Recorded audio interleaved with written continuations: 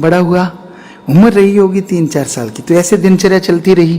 तो एक दिन क्या हुआ, एक भगवा कपड़ा में संत जी आए। वो आए, दौड़ते आ रहे थे, मैं खेल रहा था। मैंने माता जी को रोका गेट के अंदर आने से। माता जी रुक गए, बोल क्या चाहिए? मैंने कहा पहले हंस के दिखाओ, फिर जाना अंदर। तो माता जी हंसे और अंदर चले गए। मैं पूरा गेट कीपर बना हुआ था, दोनों हाथ फैला के अपना गेट लॉक कर रखा था, क्योंकि वैसे गेट नहीं था, पर मैं सेंटर में खड़ा हुआ था। तो बापूजी आए, बापूजी को भी बोला कि पहले हंस के दिखाओ, फिर जाने दूंगा। यानी एक तरह का ये मेरा टैक्स था। तो बापूजी हंसे, कहते लाई भाई, मैं तो हंस दिया।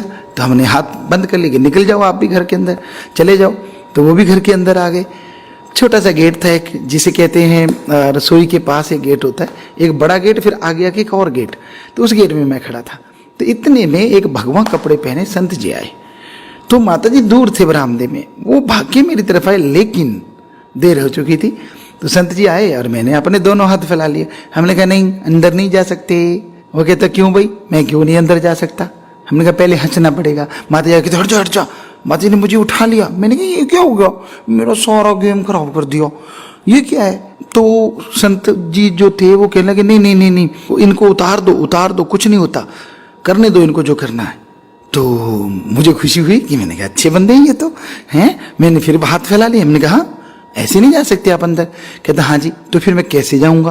तो हमने कहा पहले हंस के दिखाओ ना आप, पहले आपको हंसना पड़ेगा, फिर आप अंदर जा सकती हो।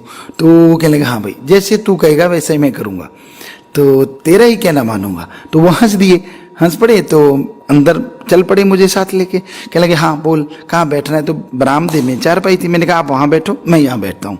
तो माता जी हैरान, बहुत ही हैरान। तो वो संत जी ने चाय वगैरह ली, बापूजी से बातें की और फिर वो चले गए। ये शायद सुबह का समय था। तो माता जी और बापूजी बातें करते, यार ये बच्चा ना क्या करता है सारा दिन। मैं बैठा सोच रहा था, छोटा सा मुंह करके, मैंने ऐसा क्या किया, मैं तो अपना गेम खेल रहा था। तो बापूजी कहने लगे ये वो संत त्रिवेणी दास जी हैं जिनको कोई पीछे से आवाज नहीं देता, आगे से बोलना तो बहुत बड़ी बात है। माता कहते हाँ मैं तो आप, मेरा तो रंग सफेद हो गया। मैंने जब देखा कि इसने उनको रोक लिया और मेरे को डर लगा कि शराफ अब मिला कि अब मिला। पर हैरानी की बात है उन्होंने तो उसको कुछ भी नहीं कहा। बापूजी जानते थे ये बात। तो मुस्कुरा के कहने लगे कहा कुछ नहीं, और ये भी कहा कि जो तू कहेगा वही मैं करूंगा। मैं हंस रहा था, देखा भी मैंने कर दी ना कमाल। ऐसे लग रहा था, खुशी आ रही थी कि हाँ भाई मैं तो अपना गेम खेल रहा था, मेरे को क्या पता कौन आ रहा है।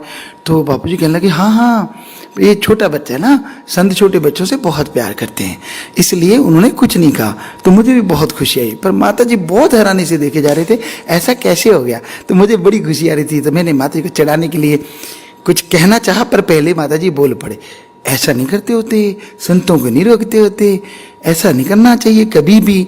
तो मैंने देख के हंसा, मैंने ताली मारी और बापूजी को देखा। तो बापूजी कहने लगे कोई बात नहीं कोई बात नहीं। और मैंने कहा मैं तो रोकूंगा, मैं तो अपना गेम खेलूंगा, ऐसे ही करूंगा। ऐसे करते करते ताली मारता मैं भाग गया। माता जी पीछे भागे, लेकिन मैं दौड़ गया। माता जी के हाथ नहीं आया। माता जी खट जा तू, रुक तू, मैं समझाती हूँ तुझे, बनाती हूँ बंदा। मैंने कहा मैं तो बंदा ही हूँ करके बाहर निकल गया। और माता जी बेचारे बाहर नहीं जाते थे, क्योंकि वहाँ माता जी को पल्ला करना पड़ता था। चुनरी ऐसे करके एक आंख बाहर निकालनी पड़ती थी, ताकि उनके बड़े थे जो हमारे ताऊ जी या ऐसे दादाजी जैसे लोग होते होंगे, तो इसलिए माता जी बाहर नहीं जाते और मैं बाहर चला जाता था। तो इस तरह माता जी के साथ बहुत सारी ऐसी चीज़ें होती रहती थी।